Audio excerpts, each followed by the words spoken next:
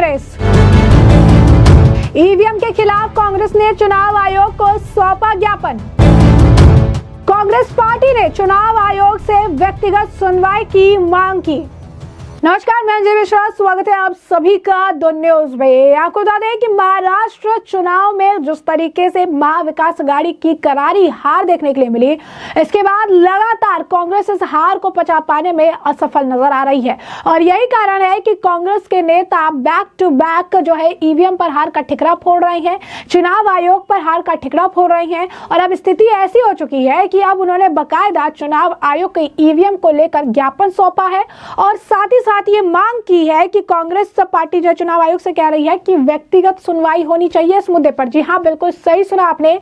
EVM पर हार का ठिकरा फोड़ने के बाद कांग्रेस अब ये कह रही है कि चुनाव आयोग इस पूरे मामले पर व्यक्तिगत सुनवाई करे। इससे ठीक पहले, यानी ज्ञापन सौंपने से ठीक पहले, नाना पटोले ने एक प्रेस कॉन्फ्रेंस भी की थी और इस दौरान भी उन्होंने सिर्फ और सिर्फ ईवीएम पर हार का ठिकरा फोड़ा था, चुनाव आयोग पर हार का ठिकरा फोड़ा था और ये कहा था कि चुनाव आयोग जिस तरीके से चुनाव करा रही है, जिस तरीके से चुनाव में जिस तरीके से मतदान में गड़बड़ी की खबर सामने आई है, कई जगहों पर मतदान को लेकर परेशानियों की खबर सामने आई है, इससे चुनाव आयोग पर कई तरह के सवाल उठने लगते हैं। अब कांग्रेस द्वारा चुनाव आयोग को ज्ञापन सौंपा गया है और इस ज्ञापन में ईवीएम के मुद्दे को उठाया गया है। इस ज्ञापन में ये साफ तौर पर कहा गया है कि चुनाव आयोग जो है इस मामले को लेकर पूरी तरीके से अब इस पर ध्यान दे और इस पर पर्सनली सुनवाई भी करे।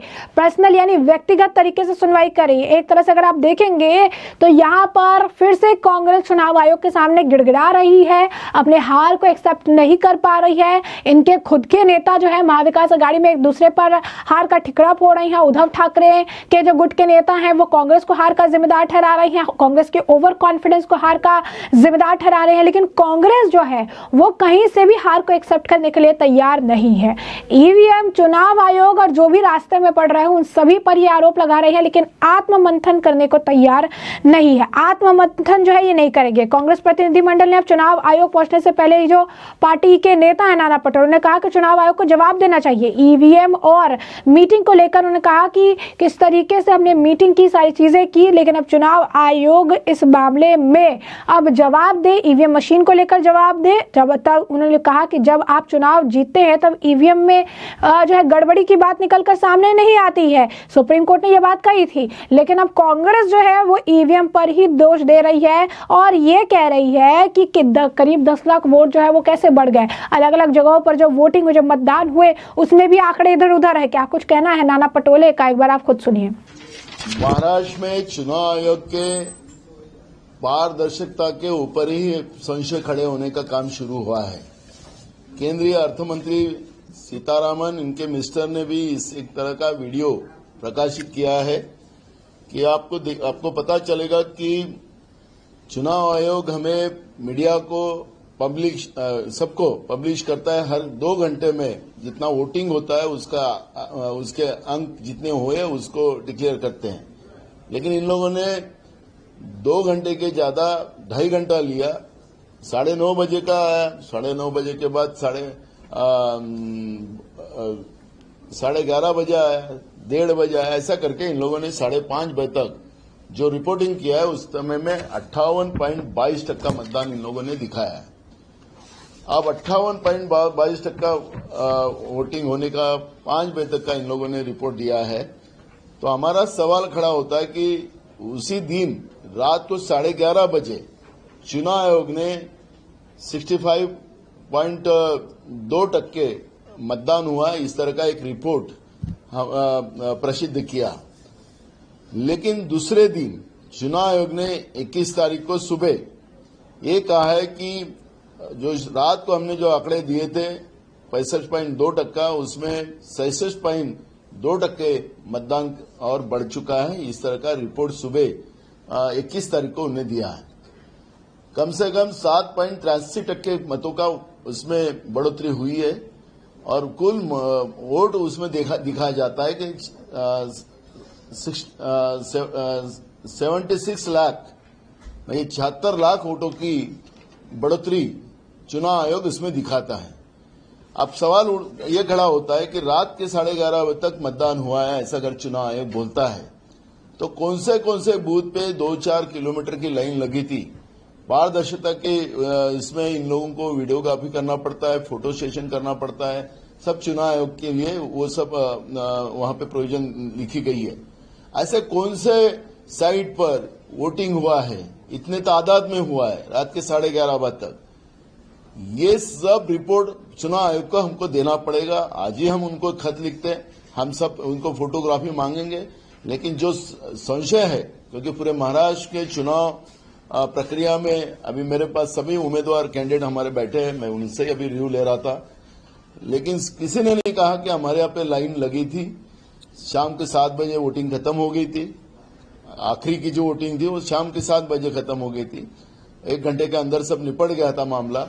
लेकिन चुनाव आयोग हमको 11:30 बजे तक वोटिंग शुरू रही है, ऐसा रिपोर्ट चुनाव आयोग ने 20 तारीख को दिया है। लेकिन दूसरे दिन जो चुनाव आयोग अगर कहता है कि क्योंकि रात को कहता है कि 65.2% वोटिंग हुआ था और दूसरे दिन सुबह कहता है कि 66.5% का परसेंटेज वोटिंग का हुआ है, तो इसका क्या चुनाव आयोग नशे में रहता है? क्या मूरा पोर्ट से जो ड्रग आ रहा है वो पी के रहता है?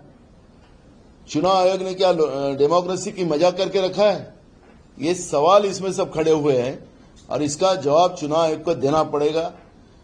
चुनाव आयोग अगर पारदर्शिता रखती नहीं है तो ये गंभीर बात है और इसके लिए हम पूरी ताकत के साथ हम न्यायालयीन लड़ाई भी लड़ेंगे और रास्ते की भी लड़ाई लड़ेंगे। जो कई अब वीडियो भी आ रहे, आज तक का एक वीडियो मैं देख रहा था, उसमें भी कैसे वोट ये करके करना, उसके ऊपर भी एक वीडियो आया है।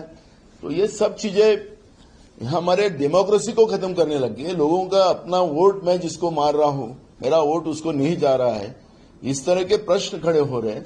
पुणे के हमारे कैंडिडेट शिवाजी नगर के अभी बता रहे थे कि जो बिल्डिंगों में, सोसाइटियों में जो वोटिंग हुआ, वो उन्होंने जब देखा कि काउंटिंग के समय उसको मिला, एफिडेविट करके लोगों ने दिया कि हमने इनको वोट नहीं मारा, ये वोट कैसे आया। इस तरह के एफिडेविट हमारे को अभी वहां पे हमारे लोग दिखा रहे।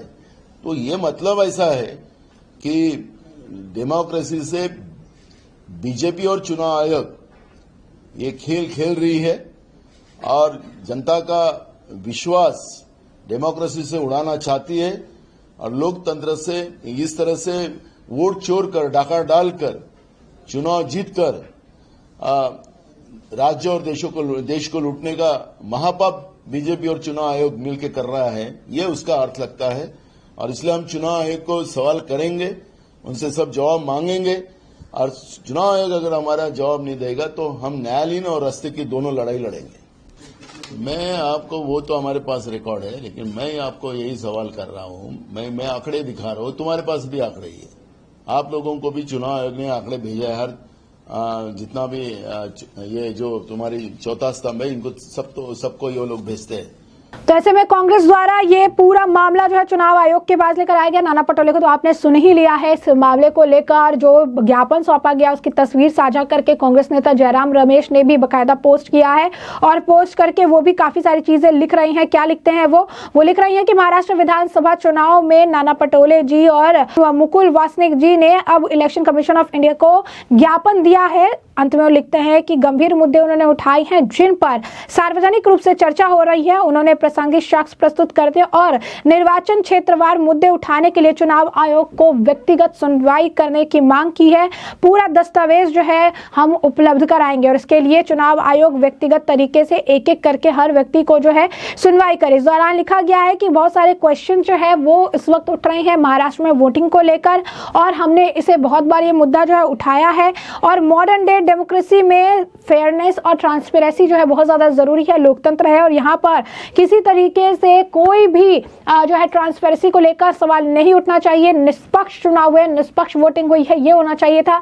लेकिन अब वोटों की गिनती को लेकर सवाल हो रहे हैं, क्षेत्र वाइज जो है सवाल उठ रहे हैं, क्योंकि हमने आपको बताया कि कांग्रेस ने मीटिंग की थी, मंथन की थी और उसके बाद भी कांग्रेस ईवीएम को ही जिम्मेदार ठहरा रही है, चुनाव आयोग को ही जिम्मेदार ठहरा रही है और अब चुनाव आयोग के पास जाके गिड़गिड़ा रही है कि आप ईवीएम को लेकर चीजें करें।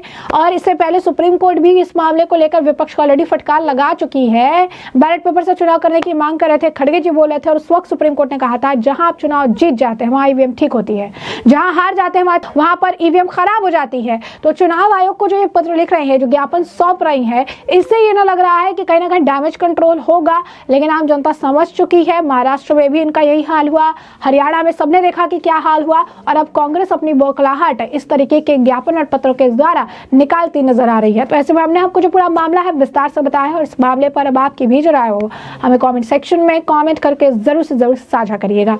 धन्यवाद।